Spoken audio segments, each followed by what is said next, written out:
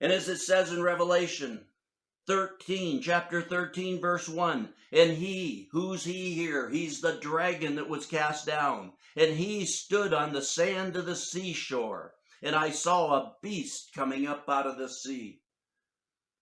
And then we go on chapter 13, verse 16, 17, and 18. And he causes all, the small and the great, and the rich and the poor, and the freemen and the slaves to be given a mark on their right hand or on their forehead. And he provides that no one should be able to buy or to sell except the one who has the mark, either the name of the beast or the number of his name. Here is wisdom. Let him who has understanding calculate the number of the beast, for the number is that of a man, and his number is 666, 666. But we've been misled. Those on the broad road to destruction that entered this book through the wide gate, through the wide way, and they're on the broad road. The Lord said they're on the road to destruction. We have entered by the narrow gate, which is Christ himself. And now we're coming, unexpectedly for me, to the kingdom of the beast, his name and his number. And I'm just starting. This message is just to let you know we're going to have to go there. You're going to see things you've never seen. And you're going to hear and see some of the mysteries of the Antichrist and the kingdom of the beast are going to be opened up to you. And look at verse 16 again. And he says, I'll show you where you've been so misunderstood. You've been so taught so wrong by those on the broad road to destruction. And it says in verse 16 again, and he causes all, the small and the great, and the rich, and the poor, and the freemen, and the slaves, to be given a mark on their right hand or on their forehead. This is going to be a short message as we start to enter these things. I just want to tell you to be prepared. Call upon the name of the Lord. Be ready for what he shows you, what's revealed. And first of all, the first thing I'll share in this quick first message as we're going to enter these things in the following messages is that verse 16, and he causes all, the small and the great. You've been told over and over by almost all these teachers on the broad road to destruction that there's endless, 10, 20, 30 or more, endless, unbelievable disasters, even every mountain and island being laid flat and gone. And some of them tell you it happens twice. What sense does that make? But as these things are going on, and they tell you that, could this be going on?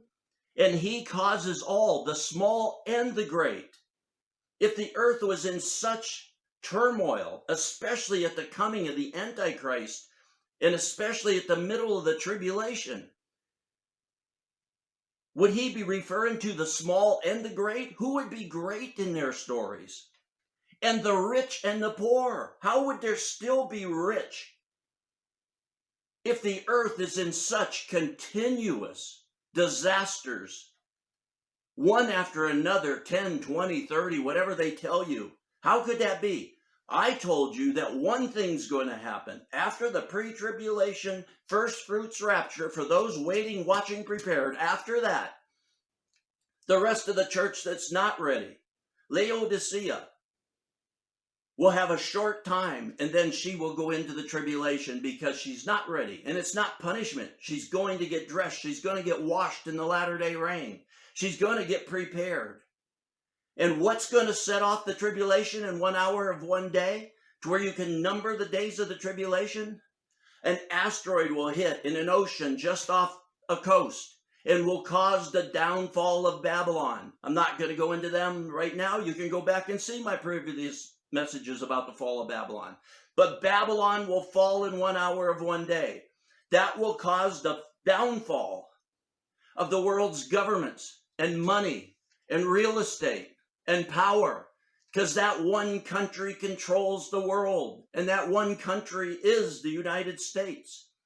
And it will fall. The power and influence of that country will fall, and it will cause all of the nations of the earth to mourn and weep because they buy, sell, and trade. Their money's tied up there. It won't be a huge asteroid, or it would wipe out life on Earth. It won't be a small asteroid because it wouldn't get it done. It'll be a moderate-sized asteroid that will bring down the military, the money, the might, the power of Babylon. And then, as Satan has fallen to earth, the kingdom of the beast will rise up, and that's what we're going to be going into. As the kingdom of the beast rises up, as the money and the power and the structure of governments around the world fall, and there will be that 200 million man armies as America falls and the world goes into chaos. Each country will be making massive armies to protect their sovereignty, to protect their water, to protect their food, to protect themselves. And it will cause the death of endless numbers of people on the earth. But life itself will still be able to go on. Because what did it say? The rich and the poor. There's still money out there. There's still people. And especially the kingdom of the beast that will rise up, will promise to be doing good. That's why it says if it was possible, even the elect would be deceived. Because it will seem good. We've had this disaster, like a giant volcano it'll seem. But it's going to be way bigger. And it's upset the earth. And over in Europe and around the Mediterranean, this group of governments will be getting together and promise to bring stability, and it'll seem like a good thing. And they'll have that mark to control things, to get people in order, to bring a fairness to everybody. But this shows you those on the broad road in destruction, with their endless, incredible disasters, it wouldn't be saying the small and the great, the rich and the poor, the free and the slaves, to be given a mark on their right hand or on their forehead. And he provides that no one should be able to buy or to sell except the one who has the mark.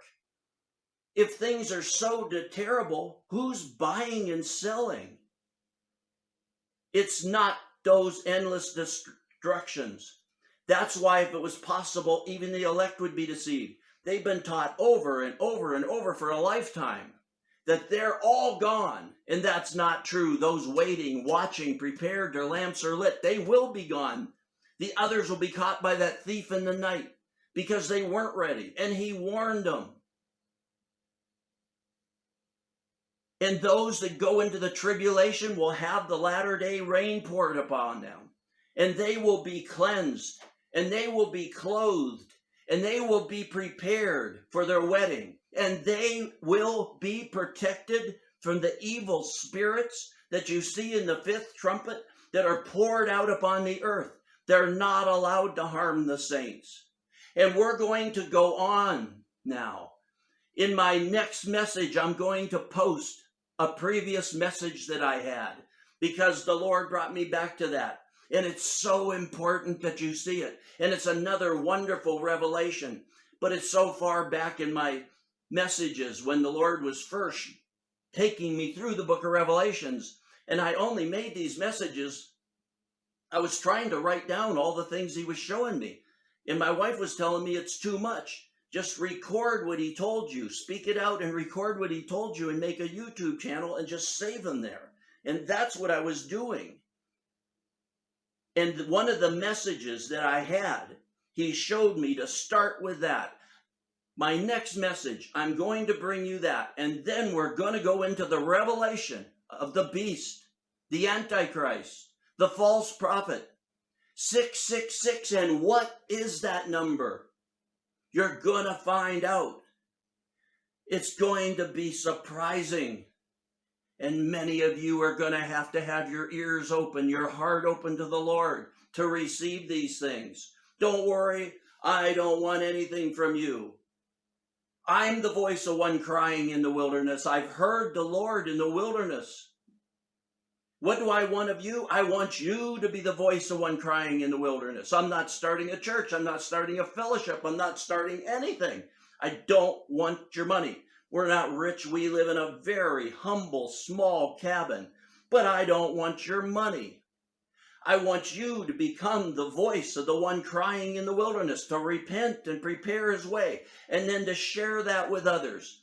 And as we go on, we're going to enter the revelation of the beast, his mark, and his name.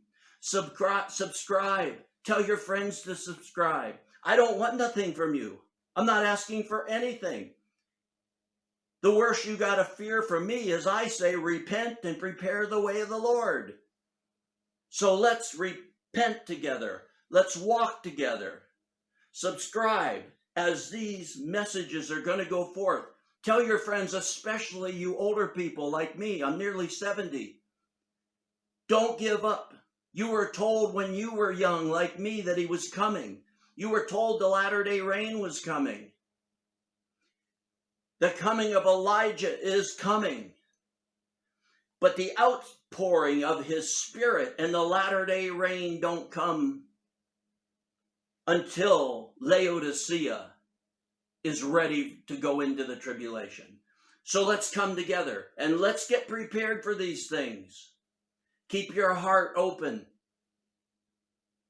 And let's enter the revelation of the beast, the antichrist, his mark and his name,